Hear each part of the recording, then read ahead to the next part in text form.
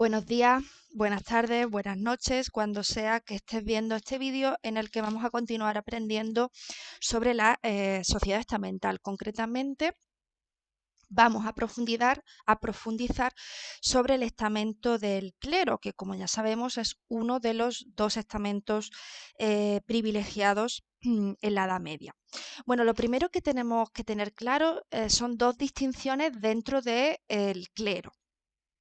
La primera distinción sería entre el alto clero y el bajo clero. Bien, el alto clero estaría compuesto por arzobispos, que son obispos que tienen poder sobre otros obispos, los propios obispos, que son sacerdotes que tienen el más alto grado del sacerdocio, por lo que pueden ordenar sacerdotes, consagrar iglesias, etcétera. Cardenales, que son los asesores del Papa, y cuando éste fallece, pues son los propios cardenales quienes eligen a su sucesor. Los abades y abadesas, que son superiores de un monasterio, y los canónigos, que eran clérigos que asesoraban al obispo en cuestiones legales, es decir, sobre derecho canónico. Bien, pues todos estos provenían siempre de familias de la nobleza, ¿vale? Familias que tenían linaje y eran familias adineradas. El bajo clero. El bajo clero estaría formado por sacerdotes y diáconos, que son clérigos que asisten al sacerdote en el altar, y todos eran de origen humilde. ¿De acuerdo? Todos eran de origen humilde. Bien, esta sería la primera distinción. La segunda sería entre clero secular y clero regular. El clero secular, a él pertenecen obispos, sacerdotes, diáconos, es decir, todos aquellos que viven entre la gente, no viven en un monasterio, por lo tanto se involucran en la comunidad, administran sacramentos, predican el cristianismo, etc. Eso sería el clero secular. El clero regular estaría formado pues por abades, abadesas, monjes, frailes, monjas, que todos ellos viven en un monasterio sujetos pues a las reglas de una orden religiosa católica, consagrados al estudio y reproducción de las obras religiosas en el scriptorium. Bien, el clero regular debe realizar pues unos votos de pobreza, obediencia y castidad. Por ejemplo, algunas órdenes religiosas pues fueron y son los benedictinos, franciscanos, jesuitas, etcétera. ¿Dónde vivía este clero regular? Bueno, pues el clero regular vivía en un monasterio, que es un enorme espacio, un enorme complejo que contaba pues con iglesias para rezar. Los monjes rezaban bastantes veces al día, al menos hasta 4. También contaban con el claustro, que lo podemos ver aquí, que es un patio porticado donde podían meditar mientras paseaban. También el refectorio, que está aquí.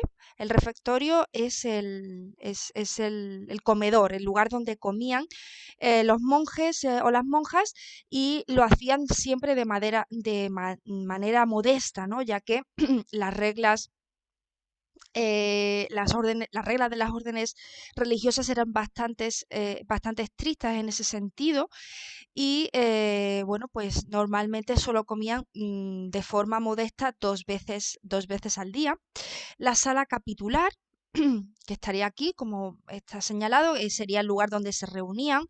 La biblioteca, aquí la vemos, donde estaría también el scriptorium.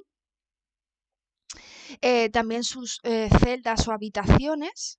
Estas son celdas o habitaciones. Y por último, pues la posada o la hospedería, que como veis ya está fuera del conjunto, donde podían pernoctar pues aquellos peregrinos, ¿no? Que pasasen por allí. Bueno, pues este sería el lugar donde vivirían.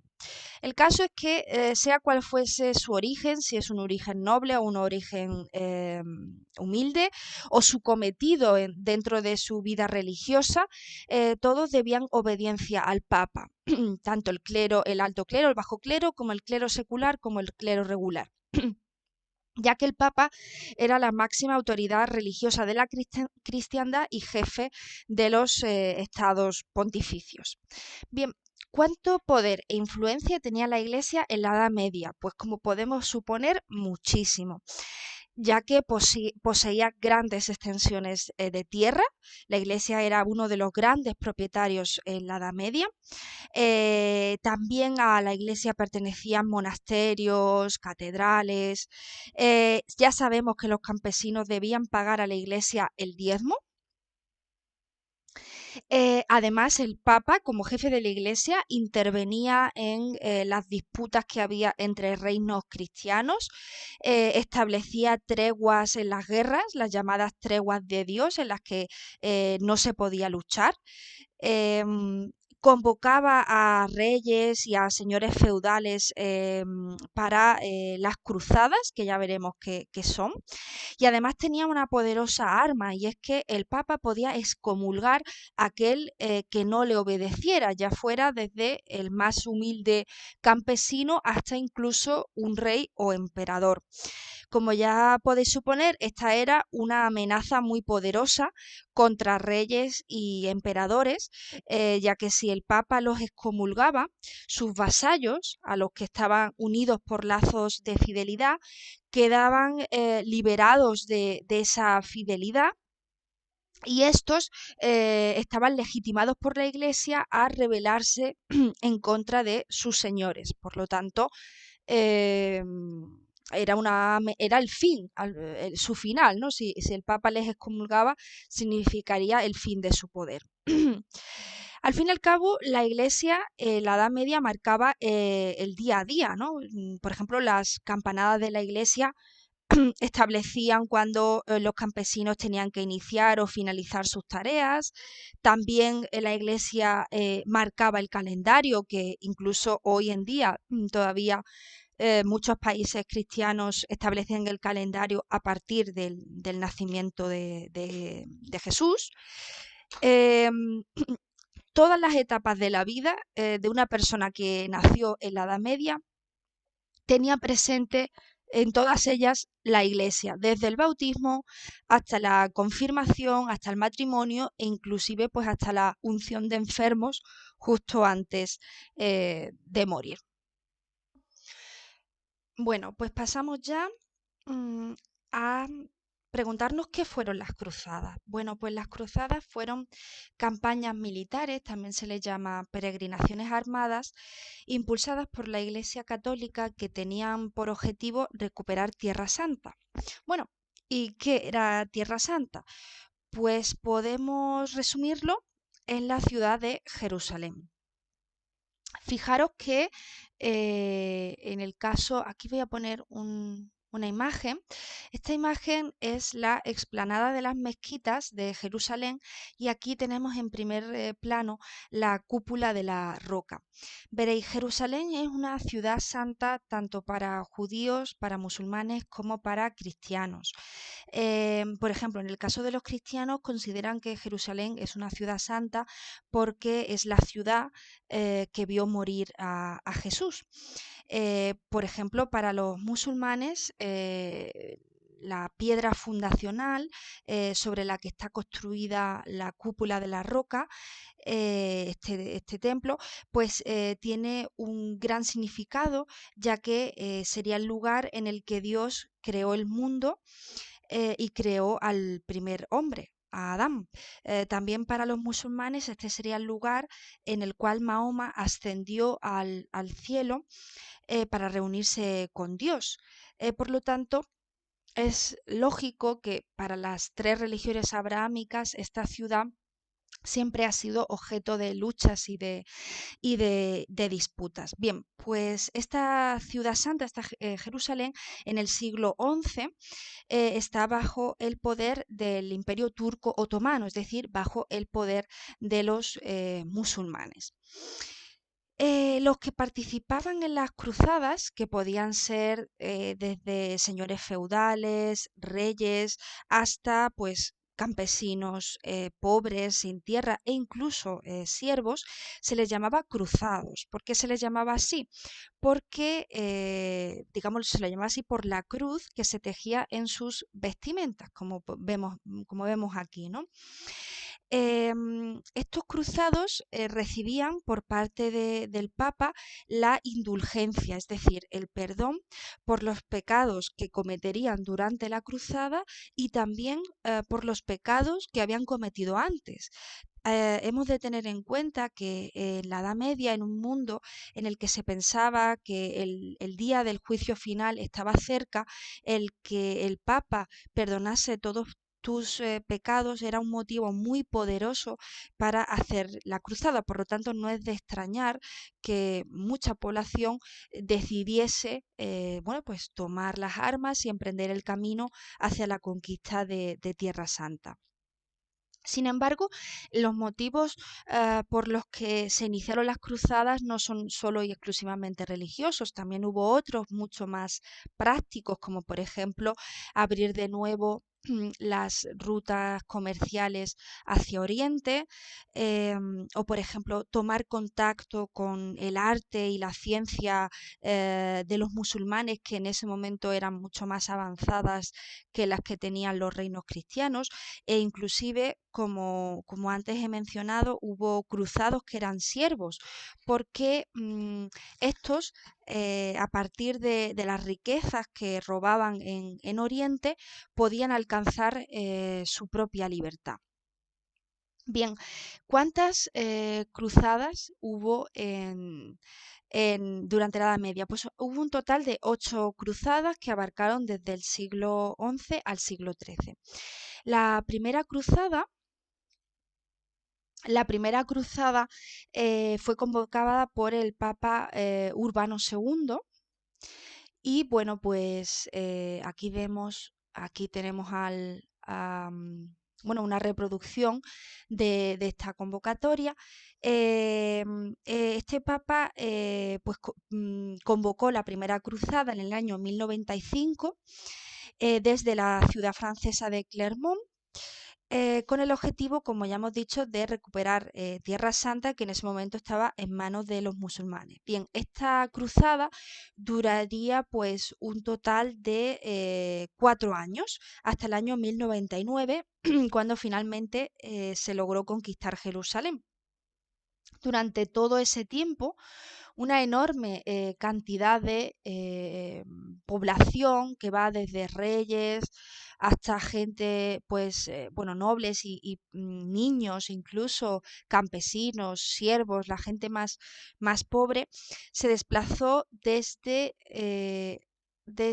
Europa Occidental hasta Oriente. Las rutas fueron diversas, pero bueno, o bien se hacía por el camino que va por la península de los Balcanes, o bien se hacía a través de la península italiana. Todos ellos llegaban a Constantinopla, en ese momento estaba vigente el imperio de Bizancio, y desde Constantinopla ya se desplazaban a Jerusalén, que como podemos ver aquí,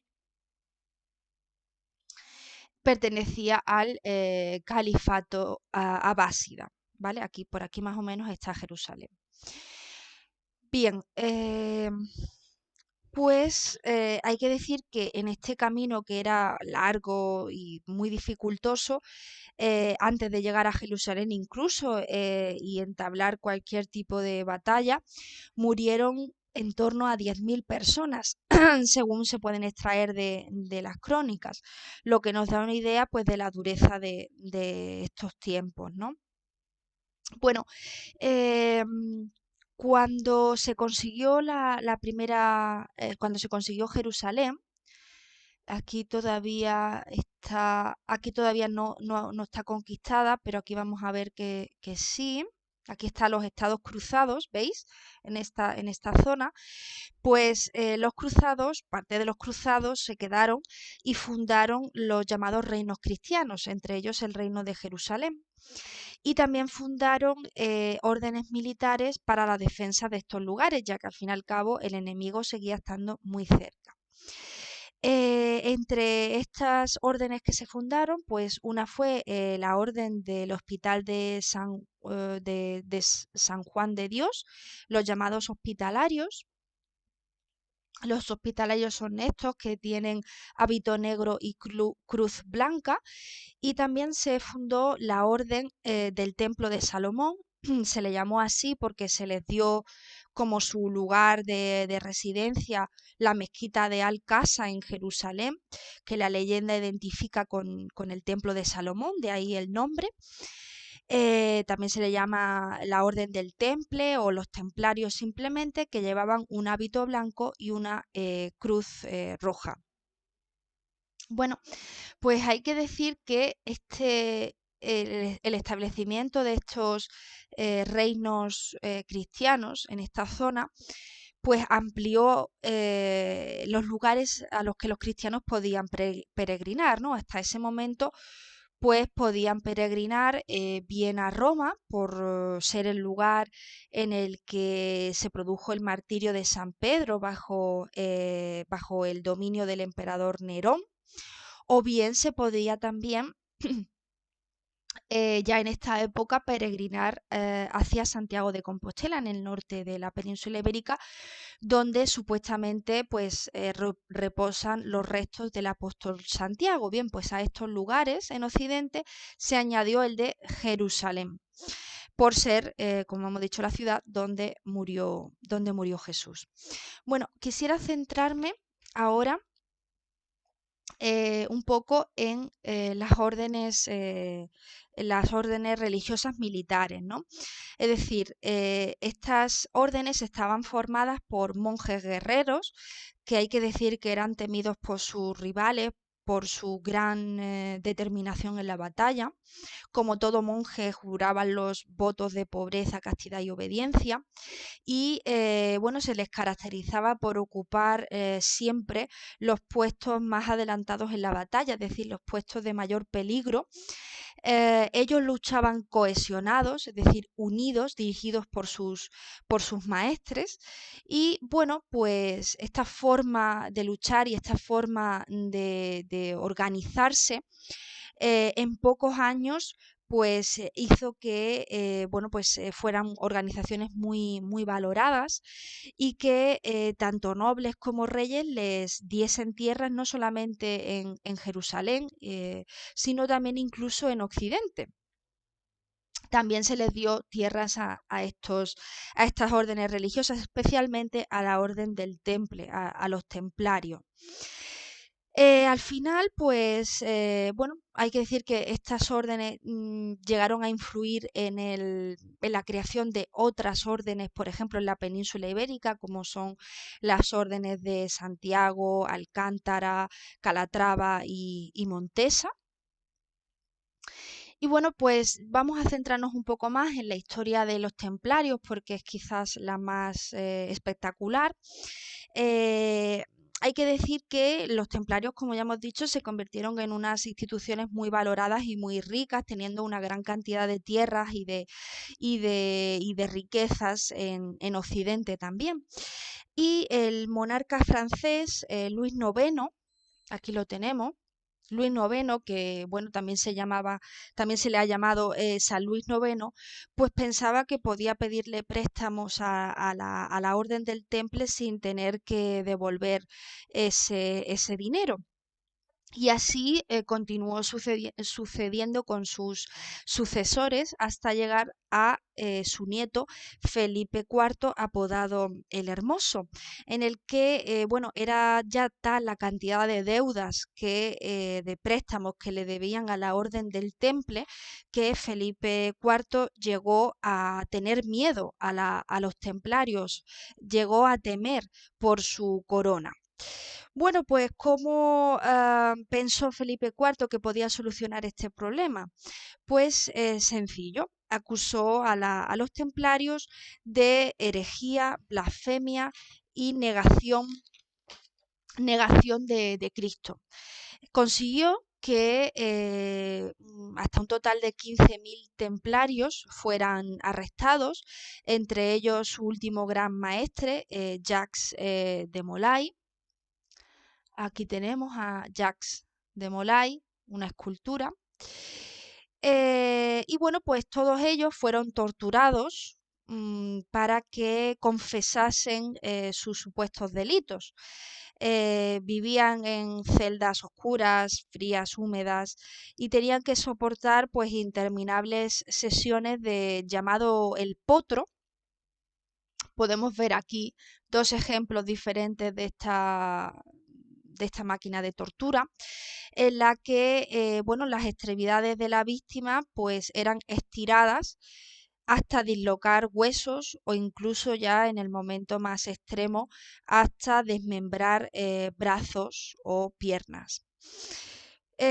Finalmente, sin juicio previo y sin que el Papa interviniese a favor de la Orden de los Templarios, Felipe IV quemó vivos frente a la Catedral de Notre Dame, que en ese momento todavía se estaba construyendo, a los últimos templarios que quedaban y que aún tenían vida, ¿no?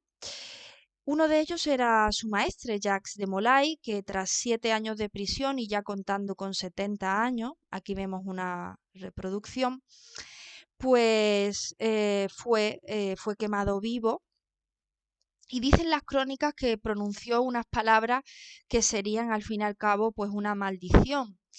Eh, Dijo: pagarás por la sangre de los inocentes, Felipe, rey blasfemo. Y tú, Clemente, traidor a tu iglesia. Se refiere en este caso al Papa Clemente V. Dios vengará nuestra muerte. Ambos estaréis muertos antes de 1 año y 1 día. Como ya os comento, es la famosa maldición de Jacques de Molay, que por cierto, pues parece ser que se cumplió. El primero en morir fue el Papa Clemente V antes de 1 año y poco después lo haría el propio monarca francés. 14 años después de la muerte de Jacques de Molay, la dinastía de Felipe IV, que era la dinastía de los Capeto, pues ya no existía. Bueno, muchos son los mitos que hay sobre los templarios. Aquí vemos un fotograma de la serie Nightfall, algo así traducido al español como La caída de los caballeros.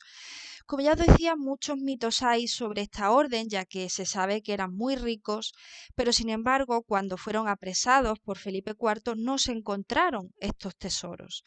Eso llevó a pensar a muchos que antes de ser apresados, algunos templarios lo supieron y consiguieron escapar con los tesoros en barco, ¿no?